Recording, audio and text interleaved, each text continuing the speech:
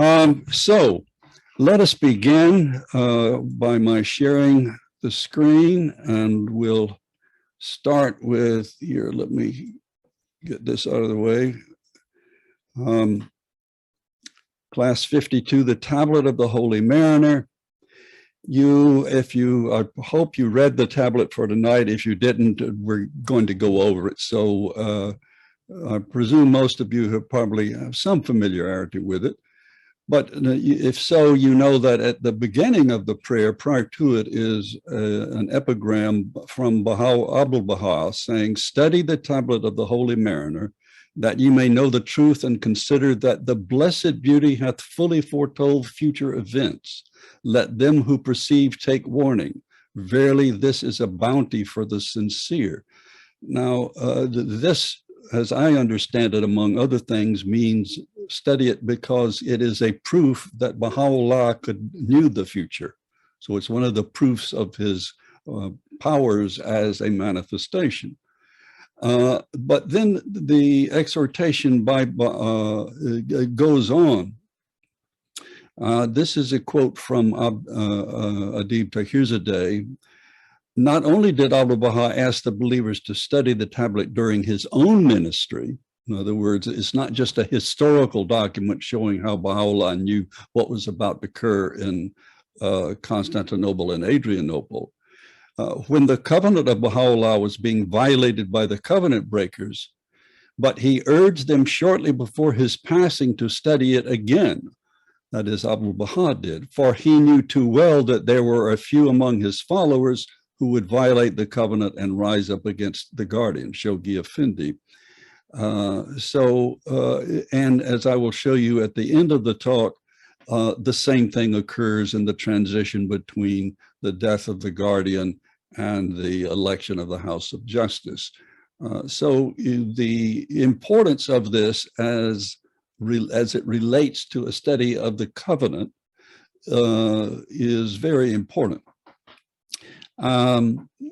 The book 8, as I've mentioned before, in the Institute series, the Rui Institute series on the covenant, is an extremely bountiful course if you have the time to take it. It does not include much about the tablet of the Holy Mariner, but it includes the things that secure the covenant to which the tablet alludes. So, as was mentioned last week, there are two versions, if you will, or two parts. Now, Tahirzadeh describes it as two parts.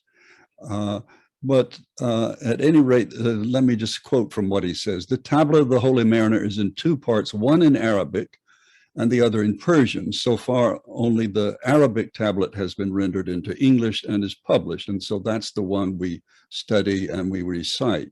The theme of this tablet is the story of the covenant and man's unfaithfulness to it.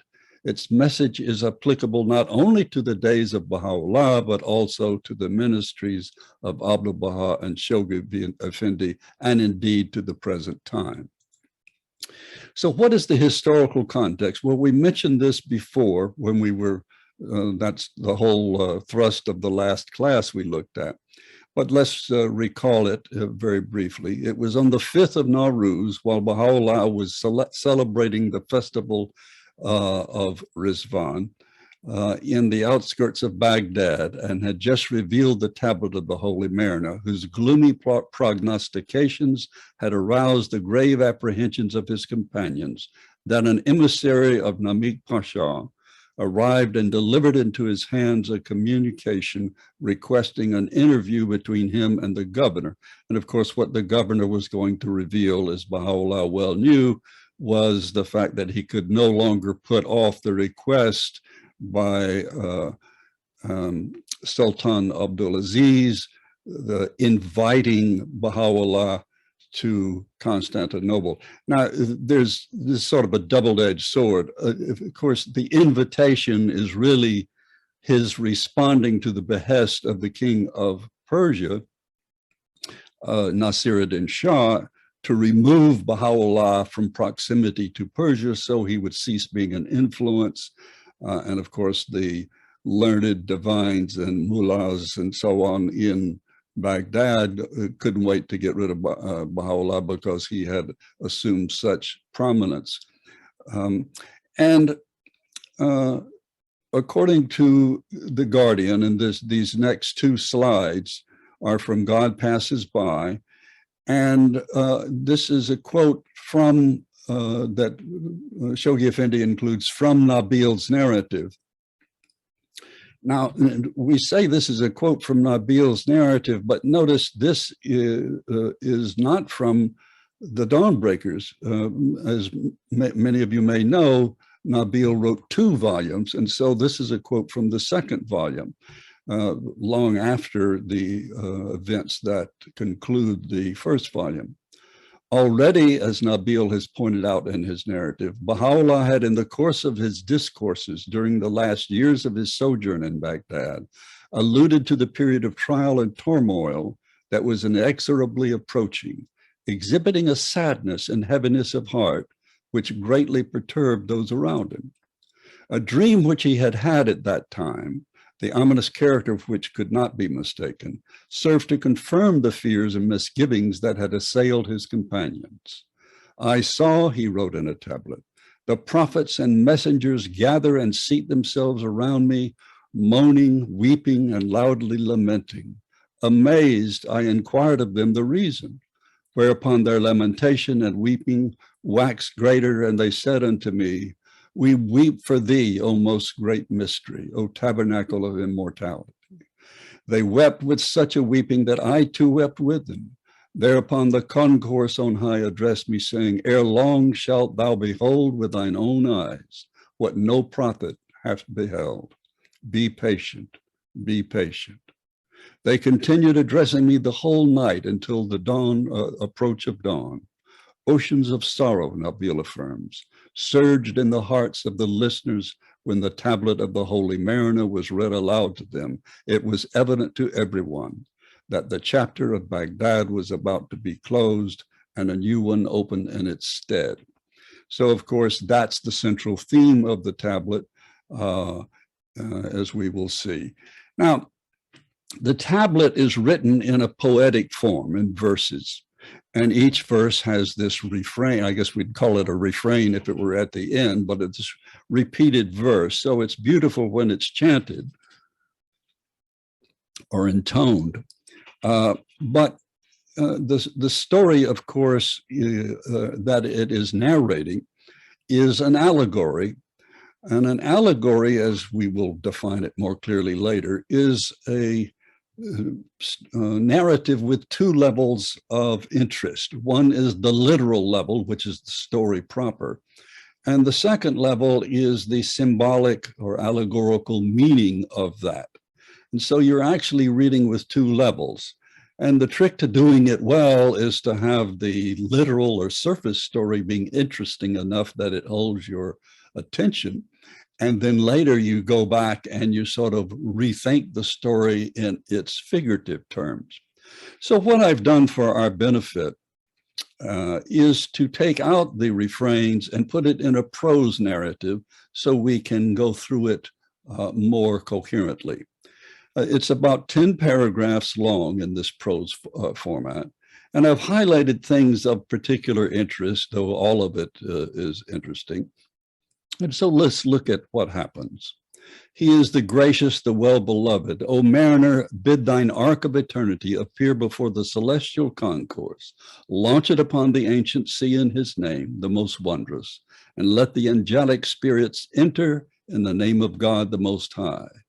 So again, the story on the literal level is is Baha'u'llah, the mariner, and we will see an authority. There's certain things that have been authoritatively translated for us. That means translated from the literal to the figurative for us. And among them is the fact that the Holy Mariner is indeed Baha'u'llah. The Ark of Eternity, of course, here is a boat. We will find sort of 3 applications of this term at the end of our talk tonight.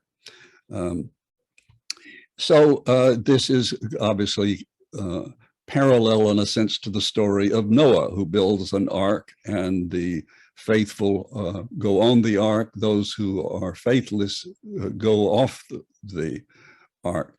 And so the concourse on high bids Baha'u'llah to have the believers enter the ark, unmoor it then, that it may sail upon the ocean of glory.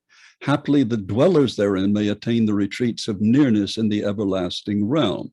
And so the object of this venture, of this sailing, is to sail on the crimson seas to everlasting spiritual nearness. So this literal journey is a spiritual journey of ascent, which of course is another figurative idea of spirituality, of attaining spirituality. Having reached the sacred strand, the shore of the crimson seas, bid them issue forth and attain this ethereal invisible station. So the destination of the ark, the boat then, is this strand, this shore, which is ethereal, meaning heavenly, a station wherein the Lord hath in the flame of his beauty appeared within the deathless tree. What is the deathless tree? Well, as we will see later, the deathless tree is the Sadratul Mantaha, the Lot tree, the tree beyond which there is no passing, which is a symbol of the manifestations. And it's deathless because even though each manifestation has a station of individuality or distinction, as we've seen before, he also is a participant in the station of essential unity. And so that tree never dies. Wherein the embodiments of his cause cleanse themselves of self and passion, the embodiments meaning the individuals, around which the glory of Moses doth circle, and the everlasting host wherein the hand of God was drawn forth from his bosom of grandeur, and I'll get to that one in a second, wherein the ark of the cause remaineth motionless, even though to its dwellers be declared all divine attributes. Now, a couple of things are going on here, and that is the glory of Moses and Abraham and all the Judaic prophets are often alluded to. Joseph, we know, is the Surah of Joseph is the major explication in the Sadratul Muntaha, not the Sadratul, what am I talking about? The Qayyum al-Asma. No, not the Qayyum al-Asma. The first book of the Bab, and I'll get it in just a second. Let me focus on what I'm doing, though. The allusion of Moses, this is an allusion to Moses, where one of the proofs of his prophethood are the miracles God has him perform, one of which he throws his staff on the floor and it becomes a snake. Another is he puts his hand in his bosom, in his cloak, and pulls it out, and it is gloriously white. And this is a miracle that is a proof of his station. And that allusion is used all the time. So whenever it talks about pulling the hand out of the bosom, this is an allusion to Moses' proof of his prophethood. O mariner, teach them. Now, this is the exhortation that Baha'u'llah should teach those within the cause, those who are, in effect, in the covenant, have vowed allegiance to the covenant. Teach them that are within the ark that which we have taught thee behind the mystic veil. In other words, again, this alludes in one sense to the fact that Baha'u'llah, like the other manifestations, is pre-existent. So he already knows that which he will teach, but it until this point has been veiled. That perchance they may not tarry in the sacred snow-white spot, but may soar upon the wings of the Spirit unto that station which the Lord hath exalted above all mention in the worlds below, may wing through space even as the favored birds in the realm of eternal union, may know the mysteries hidden in the seas of light. So these are the things that will occur to the believers if they remain faithful and if Baha'u'llah teaches them. What is the sacred snow white spot? on the one hand, the sacred spot or the snow white spot is an allusion in most times in the writings to the Holy Land itself. So on one hand, you could interpret this as meaning that they won't simply stay around you and stay in the Holy Land, but will go throughout the world. There are various other interpretations we could give to that. So the idea is that once having learned, they will put that learning into practice is one simple way of understanding that. They passed the grades of worldly limitations and reached that of the divine unity, the center of heavenly guidance. Now we switch at this point in the narrative to those who desire to ascend beyond that station for which they were designated or which was designated for them. And so I've kind of put in this cyan color those references that are to those who are desirous of personal power and to ascend beyond a station which is appropriate. And of course, this is the beginning of the dire part of the narrative. They have desired to ascend into that state which the Lord hath ordained to be above their stations, whereupon the burning meteor cast them out from them that abide in the kingdom of his presence. And they heard the voice of grandeur raised from behind the unseen pavilion upon the height of glory. And here's what they heard. O guardian angels, return them to their abode in the world below. So they have ascended, but because they desire to be even higher than is appropriate for their station, they are by the guardian angels being cast out, inasmuch as they have purposed to rise to that sphere which the wings of the celestial dove have never attained, whereupon the ship of fancy standeth still, which the minds of them that comprehend cannot grasp. A ship of fancy reminds us of the Ship of Fools, that novel, doesn't it? The fancy and vain imaginings of those who desire to be higher than is appropriate.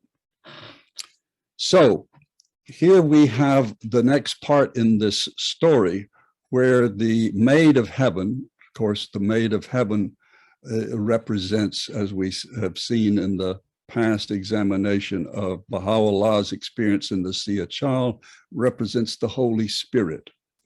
Whereupon the Maid of Heaven looked out from her exalted chamber and with her brow signed to the celestial concourse, flooding with the light of her countenance the heaven and the earth.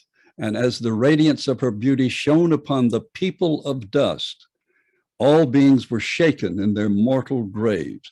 Now, there's two allusions here at least, and please don't take my interpretations as authoritative. They're simply the ideas that are most obvious to me. Probably you can find others, and probably there are other explications of this that are more weighty. But so we're just sort of getting the basic meaning below, or that are being concealed in the literal meaning, the figurative sense. The people of dust refer, of course, in the one hand, the people who are moribund, who are beset with vain desires and consigned to the earthly affairs, earthly concerns. But it's also alluding to an Islamic tradition that says that in the day of resurrection, the people who have died are like dry dust, flecks of dust in sunlight, that they are in effect dry bones. But when the resurrection comes and the trumpet blast, those people will be awakened, shaken in their mortal graves. Then she then raised the call which no ear through all eternity hath ever heard, and thus proclaim, by the Lord, he whose heart hath not the fragrance of the love of the exalted and the glorious Arabian youth, can in no wise ascend unto the glory of the highest heaven. So she is pronouncing that those who are not loyal to Baha'u'llah, the Arabian youth, or don't belong here, basically. They must be cast out. Now, why Arabian youth? Baha'u'llah refers to himself as a youth throughout his writings, even when he is no longer a youth, simply because he was, according to the Guardian's only statement on this that I have found, he was relatively young when he began his ministry in the Siachal. And he refers to himself in that manner throughout. So it's an appellation or an epithet that has various meanings. Why Arabian, since he's Persian? Well, he writes in Arabic, and of course he is descended from the Muhammad, from Abraham and through the Islamic line. Well, the Bab is at any rate. Thereupon she summoned unto herself one maiden from her handmaidens, and commanded her, descend into space from the mansions of eternity, and turn thou unto that which they have concealed in the inmost of their hearts. Shouldst thou inhale the perfume of the robe of the youth that hath been hidden within the tabernacle of light by reason of that which the hands of the wicked had wrought, raise a cry within thyself that all the inmates of the chambers of paradise, that are the embodiments of the eternal wealth, may understand and hearken, that they may all come down from their everlasting chambers and tremble and kiss their hands and feet for having soared to the heights of faithfulness. So in other words, from those those who are faithful, from whom you smell the perfume of the robe of the youth, who in effect are attracted to the youth and therefore emanate this perfume of fidelity, kiss their hands and feet for having soared to the heights of faithfulness. Perchance they may find from their robes the fragrance of the beloved one. This idea of the fragrance of the robe is an oft-used figurative image in the writings, of course. Thereupon the countenance of the favored damsel beamed above the celestial chambers, even as the light that shineth from the face of the youth above his mortal temple. She then descended with such an adorning as to illumine the heavens and all that is therein. She bestirred herself and perfumed all things in the lands of holiness and grandeur. When she reached that place, she rose to her full height in the midst of the heart of creation and sought to inhale their fragrance at a time that knoweth neither beginning nor end. And this is, of course, the sad part. But she found not in them that which she did desire, and this verily is but one of his wondrous tales. She then cried aloud and wailed and repaired to her own station within her most lofty mansion, and then gave utterance to one mystic word. Now, it's not really one word, meaning one idea, one thought, which is this that's in cyan color right here. So here's the word, whispered privily by her honeyed tongue, and raised the call amidst the celestial concourse and the immortal maids of heaven. By the Lord, I found not from these idle claimants the breeze of faithfulness. By the Lord, the youth hath remained lone and forlorn in the land of exile, in the hands of the ungodly. So finally, final two paragraphs, she then uttered within herself such a cry that the celestial concourse did shriek and tremble, and she fell upon the dust and gave up the spirit. It seemed she was called and hearkened unto him that summoned her into the realm on high. Glorified be he that created her out of the essence of love in the midmost heart of his exalted paradise. So this is very abstruse, very hard to interpret simply, but my sense of it is that the Holy Spirit, in effect, meant to discover the faithful ones, is bereft because she finds not among them one who is faithful. Thereupon the maids of heaven hastened forth from their chambers upon their countenances, whose countenances the eye of no dweller in the highest paradise have ever gazed. This, of course, is an allusion in one sense to the Uri, the Maids of Heaven, that will be the bounty of those who are faithful from the Islamic tradition, which of course, as we've seen in the previous classes, does not mean real maids, but means mystic concepts, ideas. They all gathered around her, and lo, they found her body fallen upon the dust. And as they beheld her state and comprehended a word of the tale told by the youth, they bared their heads, rent their garments asunder, beat upon their faces, forgot their joy, shed tears, and smote with their hands upon their cheeks. And this is verily one of the mysterious, grievous afflictions. One of the mysterious, grievous afflictions. So again, we could spend hours and hours and hours in classes trying to take this apart in great detail, but the essential sense of it is very clear, and that is foretelling the fate of the youth and the Holy Spirit being bereft, being grieved by what she beholds he must endure. So it partakes as a bit of literature by Baha'u'llah. It has a poetic quality if you leave in the refrains and chant it or intone it that way. It is an allegory because it has a literal meaning about the mariner setting out on the ark with those in the ark who have the capacity to be faithful, but some of whom are not. It can be, as we just read it, a narrative. It is a prophecy of what is about to occur. And as I said at the beginning, Abdul Baha says it is a proof that Baha'u'llah could foretell the future. So what is an allegory? And this is a more complete definition. I'm not going to read the whole thing because you can access it when you download the slides. An allegory is a form of extended metaphor in which objects, persons, and actions in a narrative are equated with meanings that lie outside the narrative itself. Thus, it represents one thing in the guise of another, an abstraction in the form of a concrete image. And that's the value of it.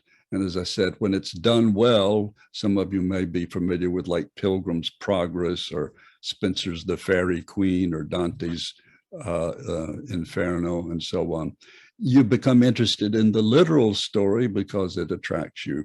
But then your real challenge and objective as a reader is to discern the hidden meaning, the concealed meaning, the spiritual or abstract meaning.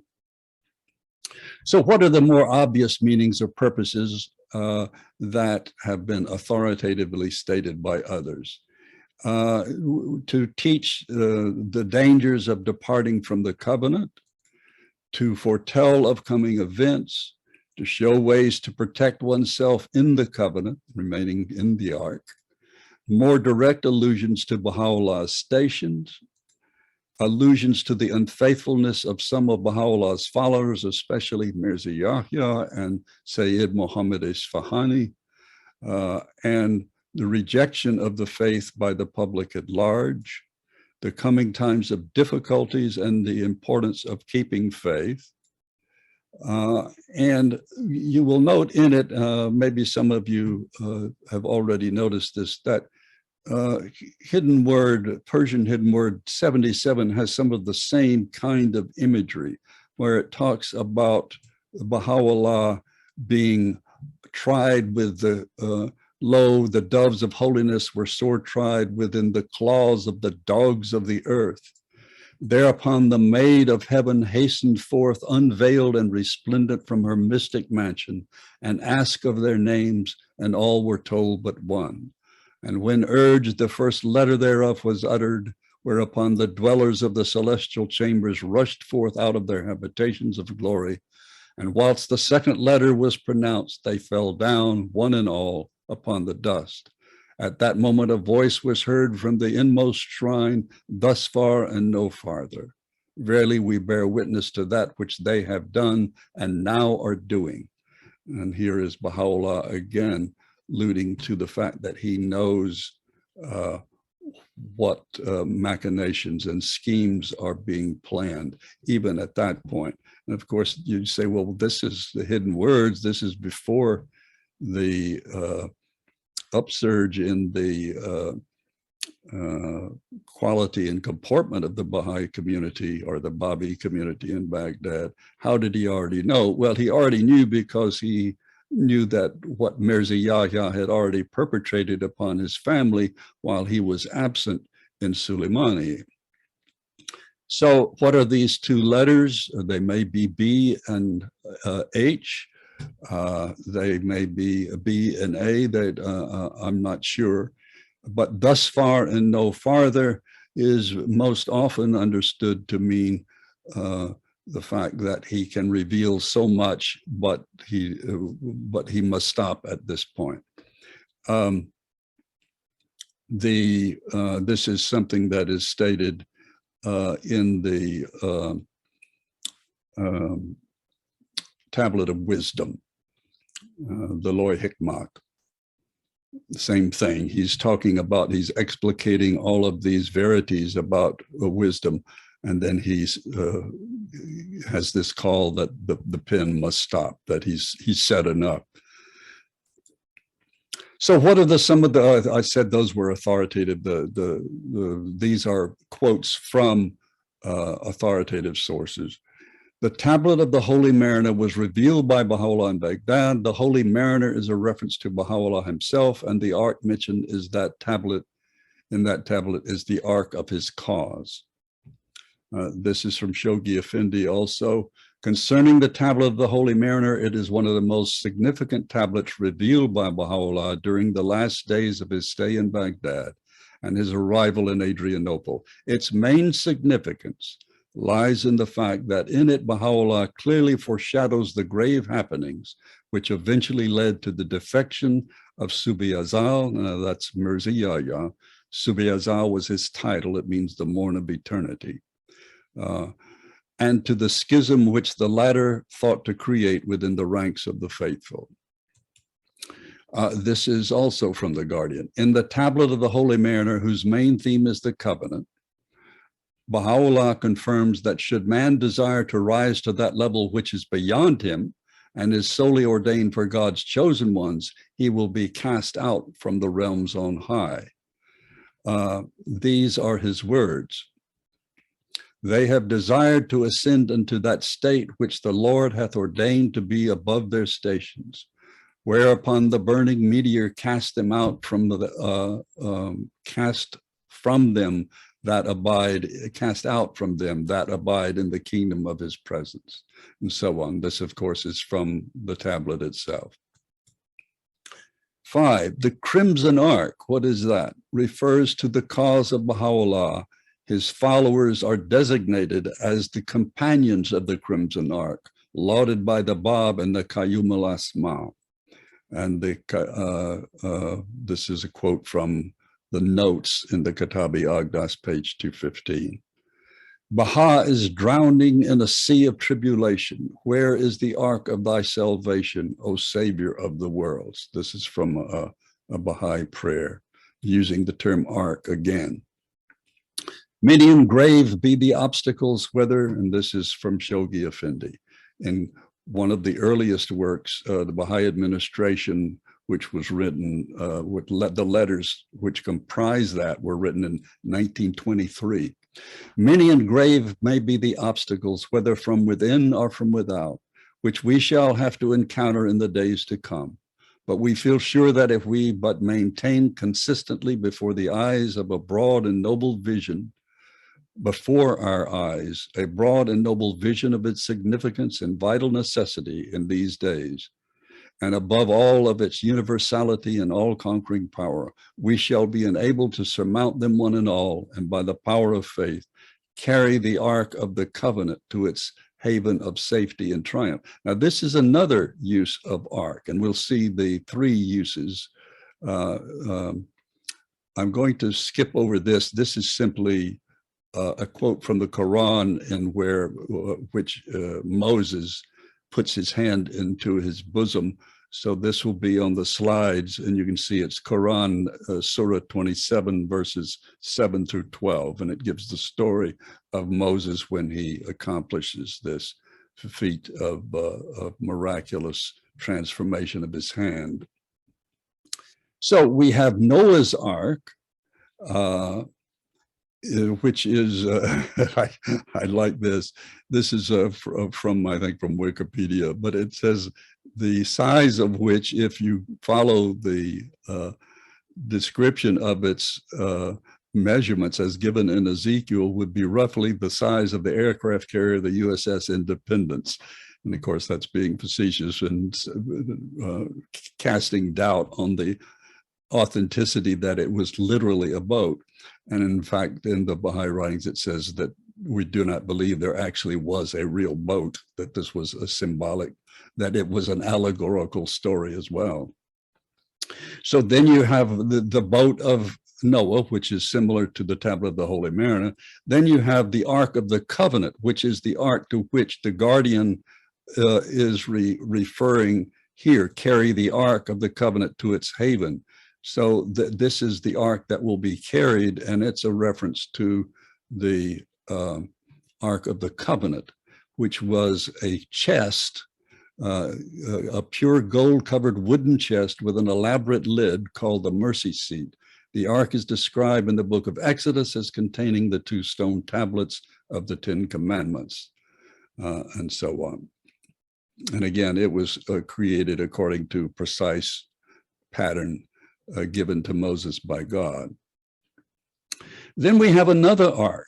This is the third. So you have the ark, which is the boat, the ark, which is the container, and then you have sort of, if you will, a benevolent or holy pun. And this is the Ark of the World Center, which is also referred to, of course, in the tablet of Carmel, that sail the ark upon thee. Well, on the one hand, the ark is literally an ark of buildings, and this is the guardian's description of it before it was started. This is in 1954. The raising of this edifice, I'm talking about here the edifices on Mount Carmel, will in turn herald the construction in the course of successive epochs of the formative age of the faith of several other structures, and of course they now have all been built but one, which will serve as the administrative seats of such divinely appointed institutions as the guardianship, the hands of the cause, and the universal house of justice. These edifices will, in the shape of a far-flung ark, and following a harmonizing style of architecture, which he himself designed, which is this classical motif that he loved as an enduring architectural thing, even as the language he chooses, he feels is enduring. Surround the resting places of the greatest holy leaf and her brother and of their mother. And this would be Bahia Khanum, Mirza Mehdi, and Bahia, I mean, not Bahia, but Asiya Khanum. And here's the tablet of Carmel referring to the ark again. Ere long will God sail his ark upon thee and will manifest the people of Baha who have been mentioned in the book of names. And this is an explication by Ruhiya Khanum. I don't know if it's authoritative, but she says the hub of this tablet of Carmel was those words, Baha'u'llah, that ere long will God sail his ark upon thee and will manifest the people of Baha who have been mentioned in the book of names. The people of Baha, Shoghi Effendi explained, signify the members of the House of Justice. So they will be in the ark on the mountain as they presently are, guiding us who are members of the Baha'i faith. The Maid of Heaven mentioned. This is from Tahirzadeh in the Revelation of Baha'u'llah. The appearance of the Maid of Heaven mentioned in the tablet of the Holy Mariner is allegorical. In the writings of Baha'u'llah, he has used the Maid of Heaven to refer to himself. And of course, that would be in the Suri Haykal, where he refers to the maid talking to him, but it's really an internal dialogue that's going on between him and his own spirit, sort of a reflection, if you will, or to one of the attributes of God, and sometimes as the personification of the most great spirit, which is how it is described in the vision he has in the See a Child of the Holy Maiden. He has also referred to himself in this tablet as the exalted and glorious youth that hath been hidden within the tabernacle of light, and who hath remained lone and forlorn in the land of exile in the hands of the ungodly. So what events did this foretell? Not explicitly in the tablet, but we discover, as we will in the future classes when we study the events that occur in Constantinople and Adrianople, the alliance of Syed Muhammad of Isfahan and Mirza Yahya. That's something we'll get to week after next, after we discuss the Ridvan, the events of the Ridvan festival and its importance. We'll discuss the journey. And at the beginning of the journey, these two individuals have a quarrel, which Syed Muhammad takes to Baha'u'llah for him to resolve. But later, Syed Muhammad becomes the means by which, or encourages Mirza Yahya to try to usurp the authority of Baha'u'llah. So he becomes, if you will, the instigator behind Mirza Yahya. The further exile from Constantinople to Adrianople, the Ayam Shaddad are the days of stress. These are the days when Mirza Yahya is creating the most difficult period in the history of the faith. The most great separation, where Baha'u'llah officially declares, cast them out, as it were. The followers of Subi Azal, the Azalis as they were called, are the followers of Mirza Yahya. The attempts by Mirza Yahya to kill Baha'u'llah, and of course he has others attempt this and they fail, and then he poisons Baha'u'llah successfully, which causes Baha'u'llah's hand to tremble the rest of his life. The direct confrontation of Baha'u'llah with Mirza Yahya, where he, we'll get to that, but that's where he declares himself to Mirza Yahya and challenges him to a debate, as it were. And he goes 3 times to the designated place, and Mirza Yahya never shows up. The decree of further exile to the most great prison, which of course concludes the Adrianople period. And the contemporary relevance, and these are the concluding things. Many and grave be the obstacles, whether from within or without. Well, we've already read that. But this is, again, the Ark of the Covenant is the haven of safety and triumph. And it became apparent during the time I was a Baha'i, became a Baha'i in '59, and this occurred almost immediately thereafter. Not almost a century later. Remember, the Tablet of the Holy Mariner revealed in '63. In 1960, Mason Remy, who was not only a hand of the cause, but he was one of the hands of the cause elected by the generality of the hands of cause to the 9-membered body, which in 1957 became the custodians of the faith. In other words, they were designated by the guardian to have the authority to take over the faith in his absence. And so this is a letter from them to Mason Remy after he has declared himself to be the second guardian, for reasons we can go into if you're really interested. But it was clearly spurious and without any logic whatsoever. So this is their letter to him. Now, he has been a hand of the cause. He's been a hand of the cause since the early 1900s. He's an elderly man at this point. He's done magnificent things for the faith, such as the design of the archives building. That was one of his and so on. He was an architect, a very good architect. Dear Mason, for your information, we quote below the text of a cable sent by the hands in the Holy Land. That was what they called them, the hands of the cause in the Holy Land. That's what the custodians were called. To the Continental Hands and to all national assemblies on April 28th. Deeply regret necessity informed, this was a telegram, that's why it's in this telegraphic language. Deeply regret necessity informed Baha'i world hand cause Mason Remy, now asserting he is guardian of faith.